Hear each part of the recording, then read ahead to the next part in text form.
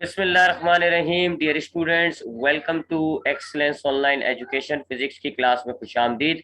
Physics में हम chapter number 11 study कर रहे थे। चैप्टर नंबर 11 का नाम है हीट। चैप्टर 11 इसका नाम है जी हीट। और इस चैप्टर का जो हमने टॉपिक स्टार्ट किया था लास्ट क्लास में वो था जी थर्मोडायनामिक्स। ठीक है जी, थर्मोडायनामिक्स। इस थर्मोडायनामिक्स में मैंने आपको बताया जी कि थर्मोडायनामिक्स क्या है जी। फिजिक्स की एक ब्रांच है थर्मोडायनामिक्स, जिसमें हम हीट एनर्जी को स्टडी करते हैं और उस हीट एनर्जी से जो वर्क प्रोड्यूस होता है उस वर्क को भी स्टडी करते हैं। So it is the branch of physics that deals with the study of heat and it's relation with work. उसके बाद मैंने आपको बताया जी कि थर्मोडायनेमिक्स में हमारे पास स्टार्टिंग में कुछ लॉज होते हैं जिनको हम स्टडी करते हैं, जिनमें से 4 लॉज होते हैं। हमने 2 स्टडी करना है जी। एक कहलाता है first law of thermodynamics. First law को हमने स्टडी कर लिया था। फर्स्ट लॉ की स्टेटमेंट क्या थी? Heat energy provided to a system will remain conserve. यानी कि अगर आपके पास एक सिस्टम मौजूद है जी, ये एक सिस्टम मौजूद है, एक सिस्टम मौजूद है, आप इस सिस्टम को हीट एनर्जी प्रोवाइड करेंगे तो इस हीट एनर्जी से इस सिस्टम में 2 काम होंगे। एक काम होगा, इसकी इंटरनल एनर्जी चेंज हो जाएगी सिस्टम की, इसकी इंटरनल एनर्जी बढ़ जाएगी। और दूसरा काम होगा कि ये सिस्टम कुछ वर्क करेगा। ये 2 काम होंगे इस हीट की वजह से। तो जब आप एक थर्मोडायनेमिक सिस्टम को हीट प्रोवाइड करते हैं तो पहला काम होगा उसकी इंटरनल एनर्जी चेंज होगी और दूसरा काम होगा वो वर्क करेगा। According to first law of thermodynamic, इन दोनों का प्लस जो है, यानी अमाउंट, ये जो आपने वर्क किया है सिस्टम ने और जो इंटरनल एनर्जी है, इन दोनों का प्लस जो है वो आपकी टोटल हीट जो आपने सप्लाई की है उसके बराबर होता है। उससे ज्यादा या कम नहीं होगा, उसी के बराबर होगा जितनी आपने हीट सप्लाई की है। ये law of conservation of energy की एक मॉडिफाइड शक्ल भी कह सकते हो आप, क्योंकि इसमें आप क्या कह रहे हो कि एक सिस्टम को जब हम हीट प्रोवाइड करते हैं तो उस हीट की वजह से जो भी काम होगा वो हीट के बराबर ही होगा। यानी सिस्टम जो है वो कोई नई हीट बनाएगा नहीं, ना ही कोई हीट जो है वो खत्म करेगा। तो फर्स्ट लॉ ऑफ थर्मोडायनेमिक्स को हमने स्टडी कर लिया था और हमने जो इसकी इक्वेशन बनाई थी वो ये थी जी, delta Q equals to delta U plus delta W. ठीक है जी, ये फर्स्ट लॉ ऑफ थर्मोडायनेमिक्स की इक्वेशन कहलाती है। इसमें जो है डेल्टा क्यू क्या है, ये जो आपने सिस्टम को हीट प्रोवाइड की है ये वो है। डेल्टा यू क्या है जी, इसको हम कहते हैं चेंज इन इंटरनल एनर्जी, यानी हमारे इंटरनल एनर्जी में, सिस्टम की इंटरनल एनर्जी में कितनी तब्दीली आई है। Change in internal internal energy, हमारे सिस्टम की जो इंटरनल एनर्जी है उसमें कितना चेंज आया है, उसको आप कहते हैं डेल्टा यू। अगर आपको डेल्टा यू निकालना पड़े तो इसको आप कैसे निकालेंगे? U2 minus U1। U2 क्या होगा जी, इसका फाइनल इंटरनल एनर्जी कितना है, और U1 क्या होगा, इसका इनिशियल इंटरनल एनर्जी कितना है। दोनों को माइनस करेंगे तो आपको पता चल जाएगा कि इंटरनल एनर्जी में कितनी चेंजिंग आई है। सो ये डेल्टा यू हो गया। और तीसरी चीज जो है वो डेल्टा डब्ल्यू। इससे मुराद है कि आपके सिस्टम ने जो वर्क किया है उसको आप कहते हो डेल्टा डब्ल्यू। ठीक है, तो ये आपके पास इक्वेशन जो है, ये इक्वेशन कहलाएगी फर्स्ट लॉ ऑफ थर्मोडायनामिक्स। ठीक है, अब इसमें कुछ साइन कन्वेंशन होते हैं, कुछ साइन कन्वेंशन होंगे, यानी हम साइन को यूज करके कुछ निशानियां लगाएंगे। तो क्या साइन कन्वेंशन है? पहला साइन कन्वेंशन क्या है कि अगर आपके पास डेल्टा क्यू प्लस में है तो इसका मतलब होता है कि आपने सिस्टम को हीट दी है। Heat absorb by system. ठीक है, जैसे कि इस डायग्राम में आप क्या देख रहे हो, हीट सिस्टम एब्जॉर्ब कर रहा है, तो हम यहाँ पर डेल्टा क्यू को प्लस रखेंगे। ठीक है, तो अगर हमारे पास सिस्टम हीट एब्जॉर्ब करता है तो हम उसको कहेंगे कि वो प्लस डेल्टा क्यू है। इसी तरीके से अगर हमारा सिस्टम हीट रिलीज करता है, हीट रिलीज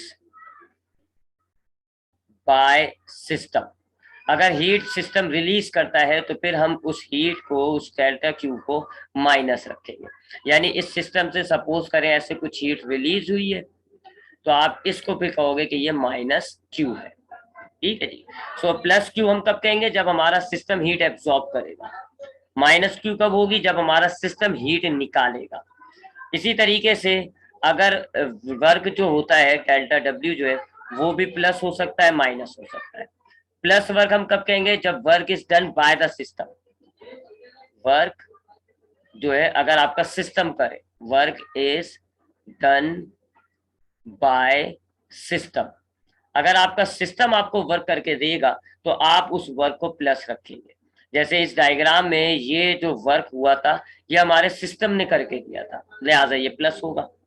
इसी तरीके से ऐसा भी हो सकता है कि हमारा जो है वो वर्क हमें सिस्टम पे करना पड़ जाए, तो उसमें हम फिर डब्ल्यू को माइनस कर देंगे। माइनस वर्क कब होगा, जब work is done on the system. Work is done on the system, आपने सिस्टम में हीट भी दी है और आपने सिस्टम में वर्क भी किया हो। ऐसी सिचुएशन में जो फिर वर्क आपने सिस्टम में किया होगा उसको आप माइनस में शो करोगे। इसी तरीके से ये जो इंटरनल एनर्जी का चेंज आता है ये प्लस कब होगा, जब आपकी इंटरनल एनर्जी इंक्रीज होगी। जब आपकी इंटरनल एनर्जी जो है, इंटरनल एनर्जी अगर इंक्रीज होती है सिस्टम की तो आप डेल्टा यू को प्लस रखेंगे। और अगर आप देखते हैं कि आपकी इंटरनल एनर्जी सिस्टम की माइनस हुई है, यानी कम हुई है, ठंडा हुआ है आपका सिस्टम, डिक्रीज हुई है, ठीक है, तो आप जो है वो डेल्टा यू को माइनस रखेंगे। सो ये कुछ साइन कन्वेंशन होंगी आपके फर्स्ट लॉ ऑफ थर्मोडायनामिक्स की। यानी कि अगर ये मेरे पास सपोज करें एक सिस्टम है, ठीक है, अब ये जो मैंने इसको हीट दी है, ये जो मैंने हीट दी है मैं इसको डेल्टा क्यू प्लस रखूंगा क्योंकि ये हीट सिस्टम एब्जॉर्ब कर रहा है। सपोज करें ये सिस्टम थोड़ी सी हीट निकालता है, हीट जो है वो थोड़ी सी रिलीज करता है, तो इस हीट को हम माइनस करेंगे। ठीक है, सो डेल्टा क्यू क्या होगा, वो हीट जो सिस्टम ने एब्जॉर्ब की है, माइनस डेल्टा क्यू क्या होगा, वो हीट जो सिस्टम ने निकाली है। इसी तरह अगर आपको सिस्टम वर्क करके दे रहा है, delta W, this is the work done by the system, इसको आप प्लस रखोगे। और अगर आपने सिस्टम पे कोई वर्क किया है, आपने सिस्टम पे कोई वर्क किया है, work is done on the system, तो फिर उस सिस्टम उस वर्क को हम माइनस में करेंगे। इसी तरीके से अगर हम देखते हैं कि अंदर की इंटरनल एनर्जी इंक्रीज हुई है तो आप डेल्टा यू को प्लस रखेंगे। ठीक है जी, टेम्परेचर बढ़ गया, इंटरनल एनर्जी बढ़ गई, आपके अंदर जो भी आप सब्सटेंस यूज कर रहे हो जैसे कि गैस, तो उसका अगर टेम्परेचर बढ़ जाएगा तो इसका मतलब क्या होगा, उसकी इंटरनल एनर्जी बढ़ गई, तो टेम्परेचर राइज होगा, प्लस हो जाएगा डेल्टा यू।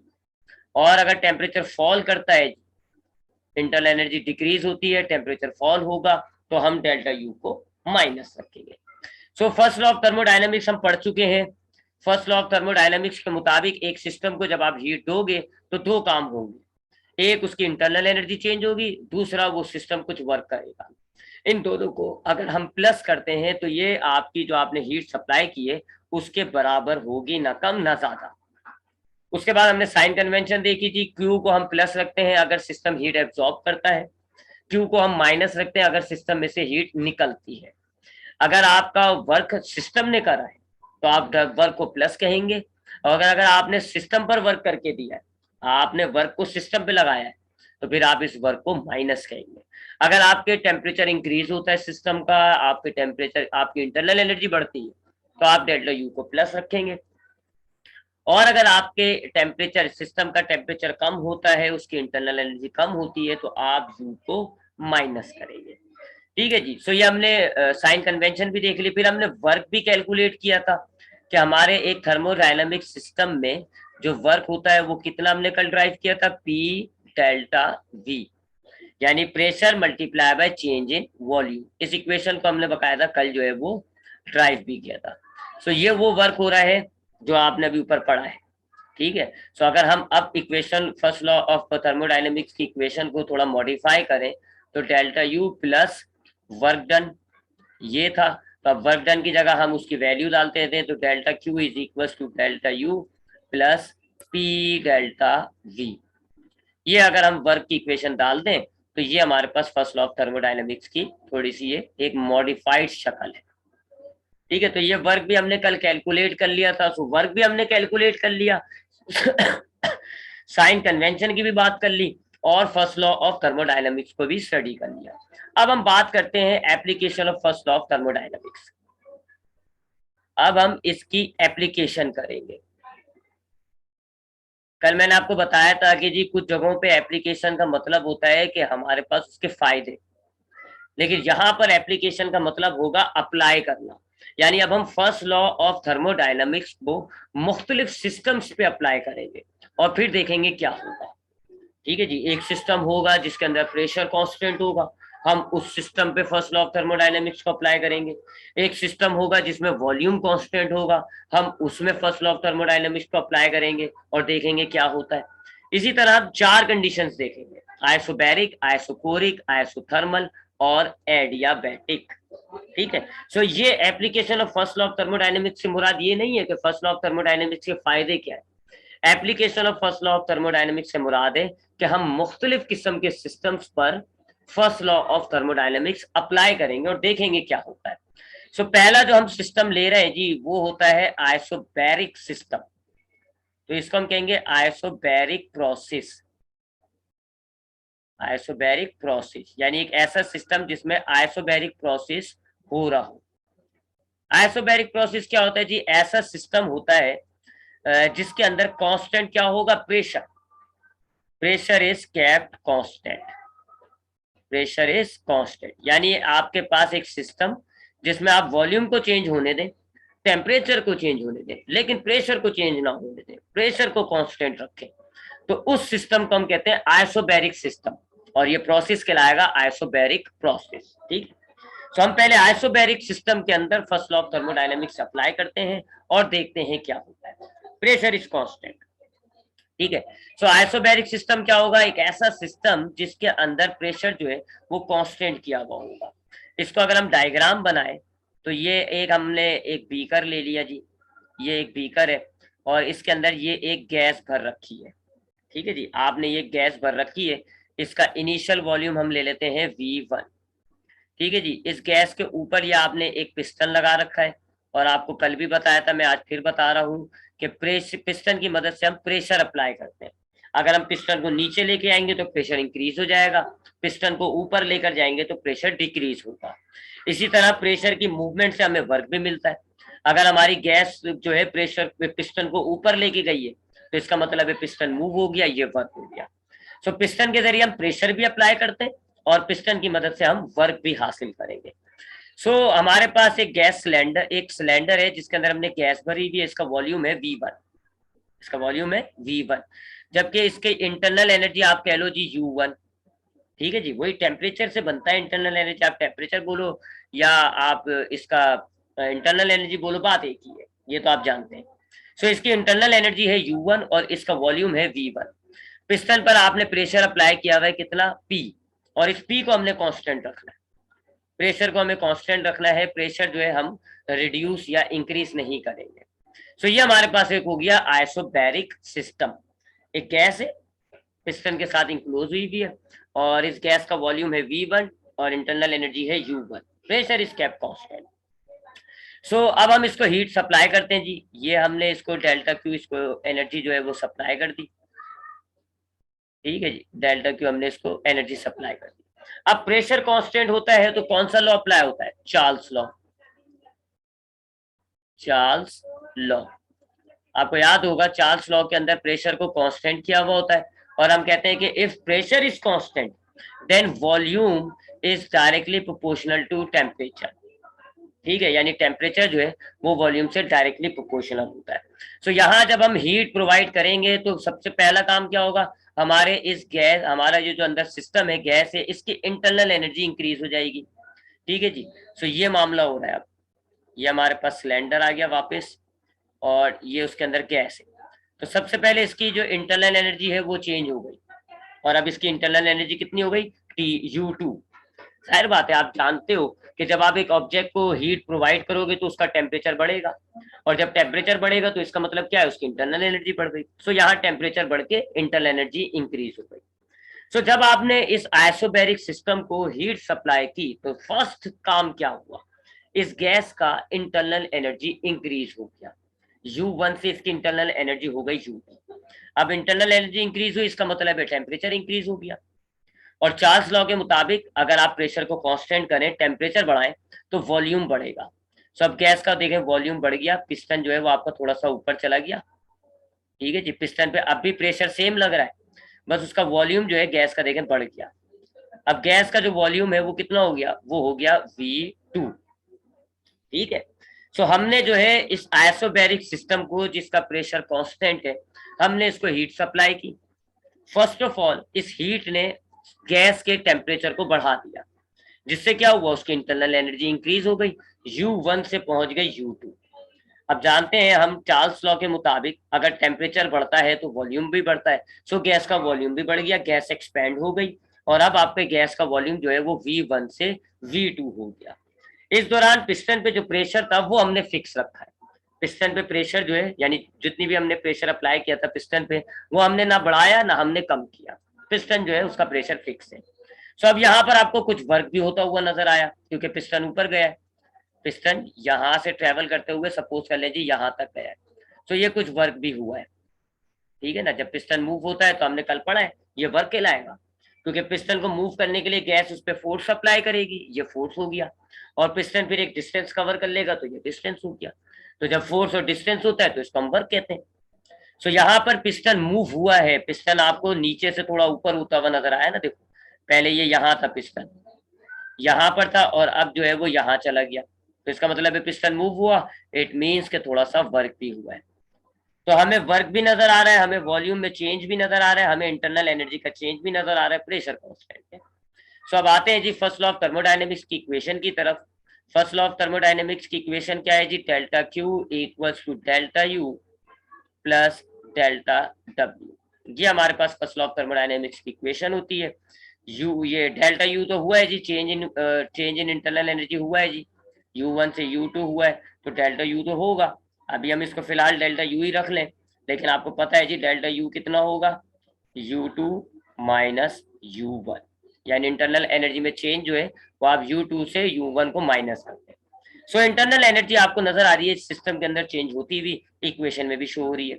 जबकि वर्क भी हुआ है, वर्क भी हुआ है, तो वर्क का फॉर्मूला क्या होता है, P डेल्टा V, ठीक है जी। ये आपके पास फर्स्ट लॉ ऑफ थर्मोडायनेमिक्स की इक्वेशन आ जाएगी in case of isobaric system.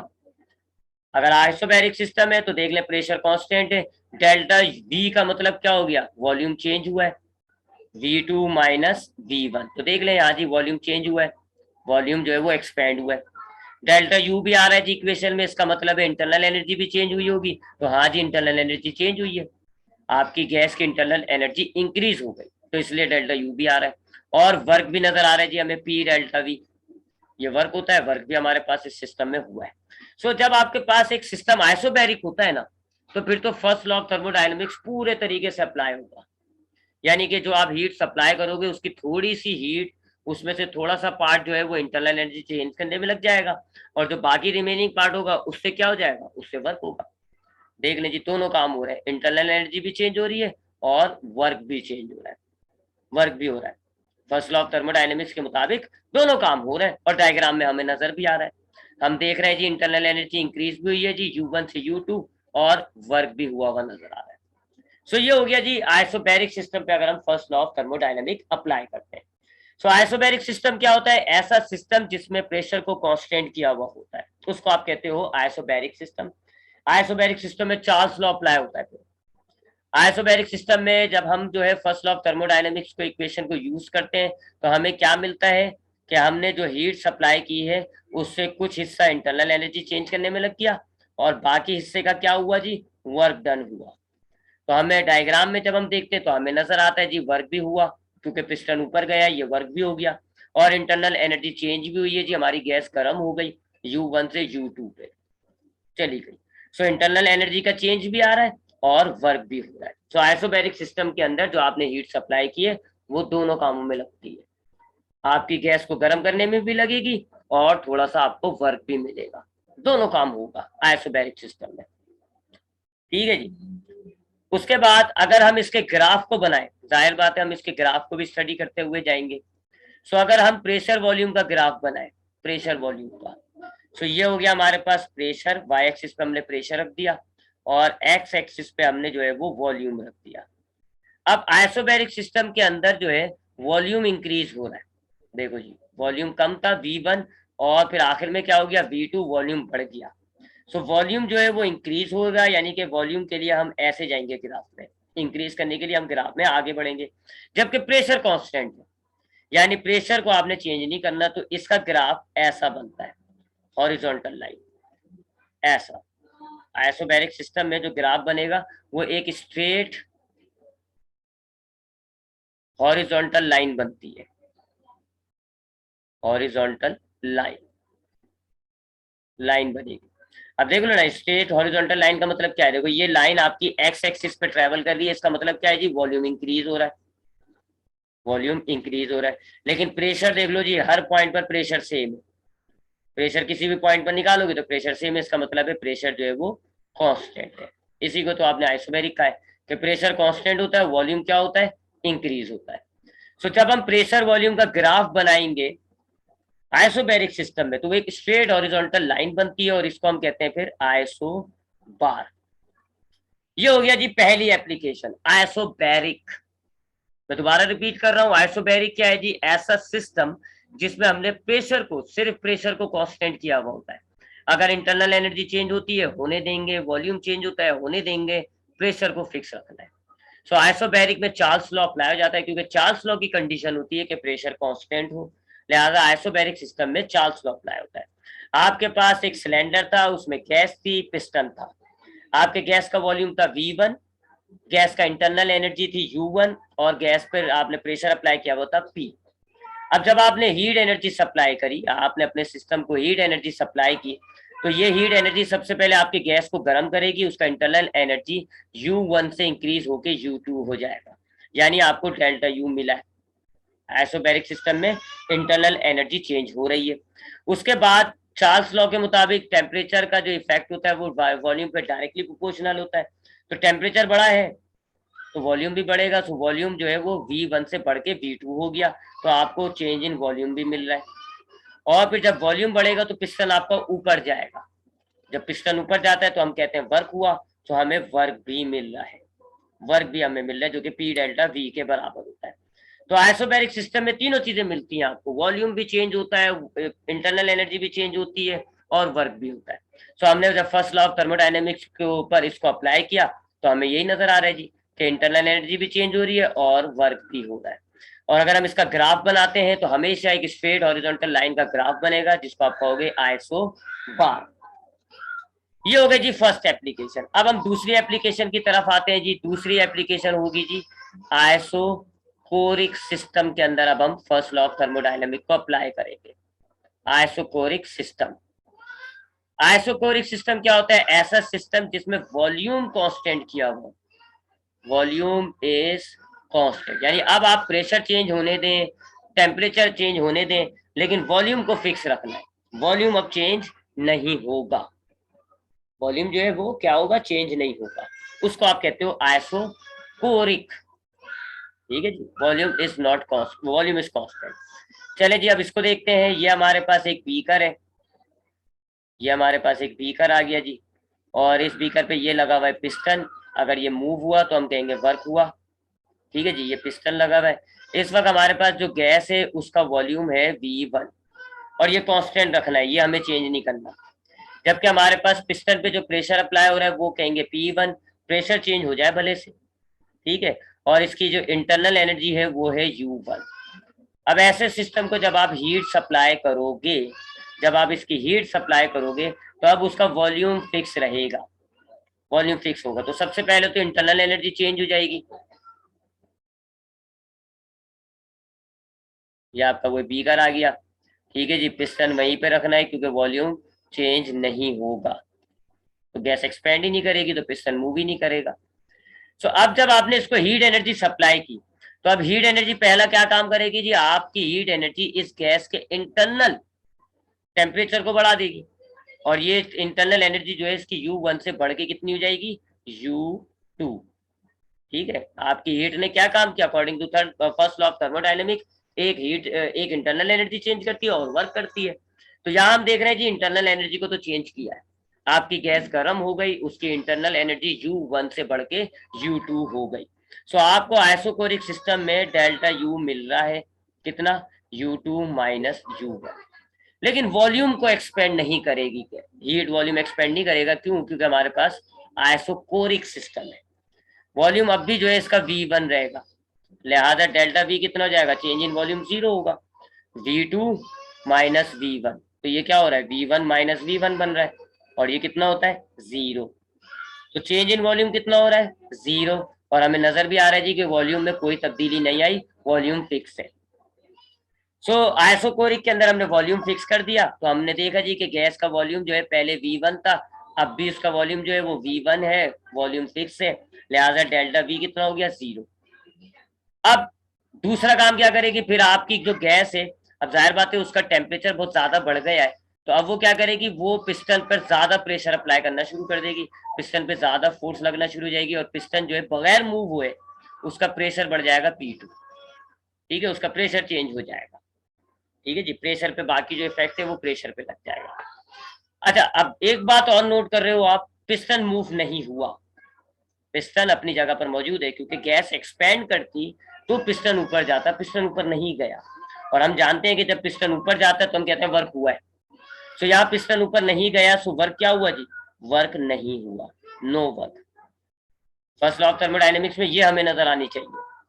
तो जब हम एक आइसोकोरिक सिस्टम लेते हैं, यानी ऐसा सिस्टम जिसके अंदर वॉल्यूम फिक्स है, तो जब ऐसे सिस्टम को आप हीट सप्लाई करोगे, तो हीट एक काम तो आपके उस सिस्टम की इंटरनल एनर्जी को चेंज कर देगी, U1 से ले जाएगी किस पे, U2 पे। तो इंटरनल एनर्जी का चेंज होगा, लेकिन वॉल्यूम चेंज नहीं होगा, क्योंकि ये सिस्टम क्या है, आइसोकोरिक है। वॉल्यूम इसका V1 था, और फाइनल वॉल्यूम भी इसका V1 रहा है। सो फाइनल माइनस इनिशियल कितना हो गया 0। तो चेंज इन वॉल्यूम कितना है 0, कोई वॉल्यूम में चेंज नहीं हुआ। अब वॉल्यूम में चेंज नहीं होगा, वॉल्यूम उतना ही रहा, तो पिस्टन भी वही रहेगा, और पिस्टन अगर मूव नहीं हुआ तो हम क्या कहेंगे, work has no work has been done, कोई वर्क नहीं हुआ, लिहाजा डब्ल्यू भी हमें 0 नजर आ रहा है। सो प्रेशर चेंज हो जाएगा जी, प्रेशर में चेंज इफेक्ट पड़ेगा। अब गैस जो है, गर्म गैस ज्यादा फोर्स अप्लाई करेगी पिस्टन पर, तो हमारे पिस्टन का जो प्रेशर है वो इंक्रीज हो जाएगा। अब अगर आते हैं हम फर्स्ट लॉ ऑफ थर्मोडायनामिक्स पर, तो delta Q equals to delta U plus delta W, ये फर्स्ट लॉ ऑफ थर्मोडायनामिक है। इंटरनल एनर्जी का चेंज तो हुआ है, लिहाजा डेल्टा यू को हम रखेंगे, प्लस वर्क का फॉर्मूला क्या होता है, P delta V, delta U equals to P. अब देखो डेल्टा वी कितना है 0, ठीक है जी, तो ये पी मल्टीप्लाई हो गया 0 से, और जब 0 से मल्टीप्लाई होगा तो प्रेशर भी खत्म हो जाएगा, यानी कि डेल्टा क्यू जो है वो बराबर हो गई डेल्टा यू के।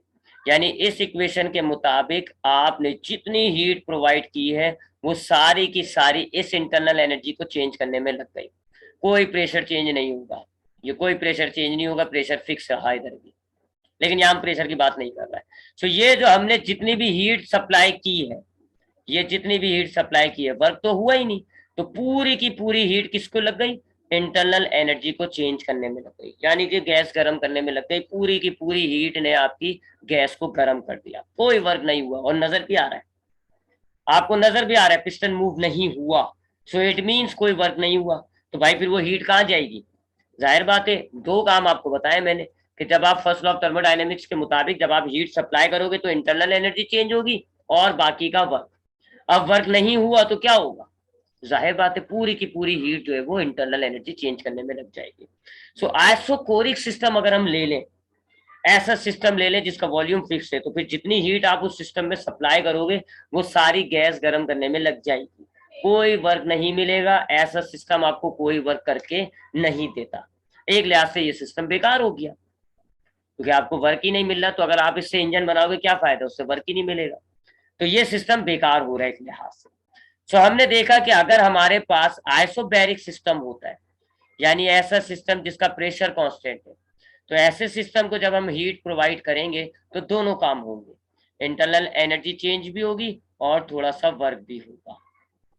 लेकिन अगर हम एक आइसोकोरिक सिस्टम को हीट सप्लाई करते हैं, ऐसा सिस्टम जिसका वॉल्यूम फिक्स है, तो फिर हमने क्या देखा कि फिर जितनी भी हीट सप्लाई की जाएगी वो उसके इंटरनल एनर्जी चेंज करने में लग जाएगी, कोई वर्क आपको आइसोकोरिक सिस्टम से नहीं मिलेगा, ऐसा सिस्टम बेकार है। तो हो गए जी। अच्छा, इसके ग्राफ की बात करें, अगर हम इसका P volume pressure volume graph बनाए, ठीक है जी, प्रेशर वॉल्यूम ग्राफ बनाए, तो प्रेशर वॉल्यूम ग्राफ जो है वो स्ट्रेट लाइन बनेगा लेकिन वर्टिकल। ये वॉल्यूम है, ये प्रेशर है, ठीक है जी। वॉल्यूम फिक्स है लेकिन प्रेशर बढ़ता जा रहा है, ठीक है जी, प्रेशर बढ़ता जा रहा है। मैंने आपको बताया था यहाँ पे प्रेशर बढ़ता है, सो प्रेशर इंक्रीज हो रहा है। तो अब ऐसे स्ट्रेट लाइन बनेगी जी, वर्टिकल वर्टिकल स्ट्रेट लाइन। जब भी अगर आप एक सिस्टम लेके उसके प्रेशर वॉल्यूम को जगह जगह मेजर करके उसका आप ग्राफ बनाएंगे ना, ऐसे वर्टिकल स्ट्रेट लाइन बनेगी। अब देखो ना, वर्टिकल स्ट्रेट लाइन में क्या हो रहा है जी, वॉल्यूम फिक्स है। आप इस पॉइंट पे देखो वॉल्यूम आपका ये, इस पॉइंट पे देखो सेम वॉल्यूम आ रहा है, इस पॉइंट पे देखो सेम वॉल्यूम आ रहा है, इस पॉइंट पे देखो सेम वॉल्यूम आ रहा है, यानी वॉल्यूम जो है वो कांस्टेंट है, या आइसोकोरिक सिस्टम हो गया। जबकि प्रेशर इंक्रीज हो रहा है, इस पॉइंट पे आपका प्रेशर यहाँ था, ये मिसाल के तौर पे तो इस पॉइंट पे प्रेशर ज्यादा हो गया 4, इस पॉइंट पे प्रेशर और ज्यादा हो गया 6, इस पॉइंट पे प्रेशर और ज्यादा हो गया 7। तो प्रेशर जो है वो इंक्रीज हो रहा है और वॉल्यूम जो है वो कांस्टेंट है। तो ऐसा ग्राफ बनेगा आपके पास। अगर आप आइसोकोरिक सिस्टम में एक ग्राफ बनाए तो एक वर्टिकल स्ट्रेट लाइन बनेगी, और इसको हम कहते हैं, इस ग्राफ को आइसोकोर। आइसोकोर। तो ये दो एप्लीकेशन हमने पढ़ ली, एक आइसोबैरिक, ये वाला मामला। आइसोबैरिक में प्रेशर कांस्टेंट होता है, ऐसे सिस्टम पे जब आप हीट सप्लाई करोगे दोनों काम होंगे, गैस का इंटरनल एनर्जी इंक्रीज भी होगा और वर्क भी मिलेगा। और अगर आप आइसोकोरिक सिस्टम को हीट सप्लाई करते हो तो फिर कोई वर्क नहीं मिलेगा, पिस्टन अपनी जगह पे रहेगा, पिस्टन नहीं हिलेगा, आपको कोई वर्क नहीं मिलेगा, तो सारी हीट एनर्जी आपकी इंटरनल एनर्जी को बढ़ाने में लग जाएगी, कोई वर्क आपको नहीं मिलेगा। जब आप ग्राफ बनाएंगे आइसोबैरिक का तो ऐसा ग्राफ बनता है, जब आप आइसोकोरिक का बनाएंगे तो ऐसा ग्राफ बनता है। अब आते हैं जी थर्ड एप्लीकेशन पे, जिसको हम कहते हैं आइसोथर्मल। Isothermal system. आइसो मतलब एक जैसा है, आपको अभी मायने तो समझ में आ गए होंगे, आइसोकोर, आइसोकोरिक, आइसोबैरिक। आइसो मतलब सेम, जबकि थर्मल का मतलब हीट। सो ये क्या है, ये ऐसा सिस्टम होता है जिसमें हमने टेम्परेचर को कांस्टेंट किया हुआ है। टेम्परेचर इज कांस्टेंट, टेम्परेचर को कांस्टेंट किया हुआ है, टेम्परेचर नहीं बढ़ने देंगे आप। तो टेम्परेचर नहीं बढ़ेगा तो इसका मतलब है क्या, इंटरनल एनर्जी भी नहीं बढ़ेगी। टेम्परेचर नहीं बढ़ेगा तो इंटरनल एनर्जी भी नहीं बनेगी, यानी इंटरनल एनर्जी कांस्टेंट होगी। टेम्परेचर भी कांस्टेंट है और उसकी वजह से इंटरनल एनर्जी होती है, लिहाजा इंटरनल एनर्जी भी जो है वो क्या होगी, इस सिस्टम की कांस्टेंट होगी। ऐसे सिस्टम को अगर हम हीट सप्लाई करें, first law of thermodynamic apply करें तो क्या होगा। सो आइसोथर्मल क्या हो गया, ऐसा सिस्टम जिसमें टेम्परेचर कांस्टेंट होता है और इंटरनल एनर्जी कांस्टेंट होती है। अब ये कैसे किया जाता है जी, ये हमारे पास एक बीकर है, ठीक है जी। इस बीकर के अंदर ये लगा हुआ है हमारा पिस्टन। वॉल्यूम भले बढ़ने दें, प्रेशर हम इंक्रीज होने दें, बस टेम्परेचर नहीं बढ़ने देना हमें। सो ये है जी आपके पास एक पिस्टन, ठीक है जी। और इस वक्त आपके पास इस गैस का वॉल्यूम है V1, इसका इंटरनल एनर्जी है U1 कह लेते हैं, और इसका प्रेशर है V1 P1।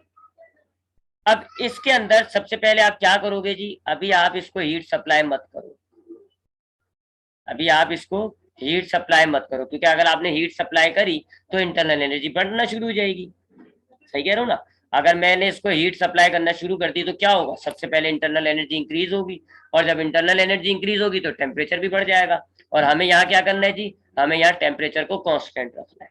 सो हम अभी क्या करेंगे, हम इसकी हीट बढ़ने, हम जो है इसको हीट सप्लाई नहीं करते, बल्कि हम क्या करते हैं जी, प्रेशर को रिड्यूस करते हैं। पिस्टन पे जो प्रेशर है उसको हम रिड्यूस करेंगे। ये हमारे पास अगेन बीकर आ गया जी, ठीक है जी। और हमने पिस्टन पे जो प्रेशर है ना उसको कम किया है, कम किया है। अब जब मैं पिस्टन पे प्रेशर को कम करूंगा तो आप और मैं हम सब जानते हैं पिस्टन ऊपर जाएगा, ऐसे ऊपर जाएगा पिस्टन, ठीक है जी। सो हमने क्या करा, प्रेशर को कम किया, प्रेशर को हमने कम किया, अब प्रेशर जो है वो हो गया P2। अब पिस्टन पे से जब आपने प्रेशर जो लगाया हुआ था वो आपने थोड़ी सी फोर्स वगैरह कम कर दी, प्रेशर कम हो गया, तो पिस्टन जो है वो ऊपर गया और आपका प्रेशर चेंज हो गया P1 से P2। अब आपको गैस का वॉल्यूम में भी फर्क नजर आ रहा है, और वॉल्यूम जो है वो अब बढ़ गया, और वॉल्यूम जो है कितना हो गया V2। तो इस केस के अंदर प्रेशर जो है वो रिड्यूस हो रहा है, प्रेशर जो है वो रिड्यूस हुआ है और वॉल्यूम जो है वो इंक्रीज हुआ है। ठीक है जी, अभी हमने हीट एनर्जी सप्लाई ही नहीं करी, अभी मैंने बस एक सिस्टम लिया, मैंने उस पे से प्रेशर को किया कम, जब प्रेशर को मैंने रिड्यूस किया तो पिस्टन ऊपर चला गया, गैस का वॉल्यूम जो है वो बढ़ गया। ये तो बोयल्स लॉ भी आपको याद होगा, प्रेशर जब हम कम करेंगे तो वॉल्यूम बढ़ जाता है, तो यहाँ आपको नजर आ रहा है प्रेशर आपने कम किया, वॉल्यूम आपका बढ़ गया। अच्छा गौर करिएगा, पिस्टन मूव हुआ है, पिस्टन जो है नीचे से ऊपर गया, इसका मतलब है वर्क हुआ है, वर्क जो है वो हुआ होगा। ठीक है, वो कितना होगा, पी डेल्टा वी जो भी होगा। ठीक है, तो वर्क हुआ है यहाँ पे। अच्छा अब होगा क्या, जब मैं पिस्टन को प्रेशर को कम करूंगा और वॉल्यूम बढ़ेगा, इस दौरान टेम्परेचर कम हो जाएगा, टेम्परेचर क्या होगा, कम हो जाएगा। ये तो गलती हो गई, टेम्परेचर को तो हमें कांस्टेंट रखना था, टेम्परेचर हो गया क्या, डिक्रीज, क्योंकि आपको पता है ना प्रेशर वॉल्यूम टेम्परेचर तीनों एक दूसरे पर डिपेंड होती है। सो आपने जब प्रेशर को रिड्यूस किया, वॉल्यूम बढ़ेगा, तो इस दौरान क्या होगा, टेम्परेचर जो है वो कम होगा। अब इसका टेम्परेचर जो है वो कम हुआ, फौरन से हमने नीचे से हीट सप्लाई करना शुरू कर दी, ताकि इसका टेम्परेचर जो कम हुआ था वो वापस बढ़ के कितना हो जाए, U1, और यूं हम अपने टेम्परेचर को कांस्टेंट रखेंगे।